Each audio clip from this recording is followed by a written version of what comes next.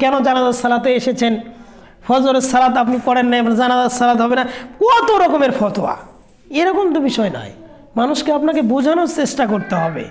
জানাজার সালাতে মানুষ এসে ওই সময় বিরক্ত হয়ে যায়, যে ব্যক্তি অনেক জরুরি কাজ রয়েছে তারা চলে যাবে, এই বিষয়ে এখানে ওয়াজ করার সময় নয়, আলোচনা করার সময় নয়। আপনি ফজরের সালাত আদায় করেন নাই, ফরজ ত্যাগ করেছেন, ঠিক আছে, আপনাকে বোঝাতে হবে, আলেমকেও সেরকমভাবে বোঝাতে হবে।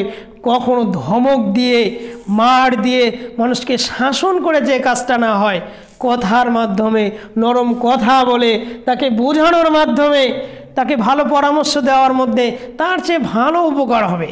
সে বুঝবে যে হ্যাঁ, আসলে এটা তো আমার করা উচিত, শয়তানের ধোকায় পড়ে আমরা এটা করতে পারি নাই, আল্লাহর কাছে সে ক্ষমা চাবে, সালাতের দিকে আসবে। এরকমভাবে জানাজার সালাতে আমি আগেও অনেকবার বলেছি, জানাজার সালাতে কোনো আওয়াজ হবে না। এরকম হ্যাঁ হতে পারে, জানাজার সালাতের নিয়মকানুন নিয়ে সামান্য 2-4 মিনিট কথা, এটা হতে পারে, এটা কোনো সমস্যা নেই এরকমভাবে। কিন্তু লম্বা চওড়া এরকম আলোচনা কোনো নেতা হোক, কোনো ইমাম আলেম হোক, এরকম করা যাবে না, এখান থেকে দূরে আসতে হবে। সলাতে আমি বলেছি গত জুমা, এর আগের জুমায় বলেছি, সলাতের জন্য কমিটি দায়বদ্ধ রয়েছে, মসজিদ কমিটি।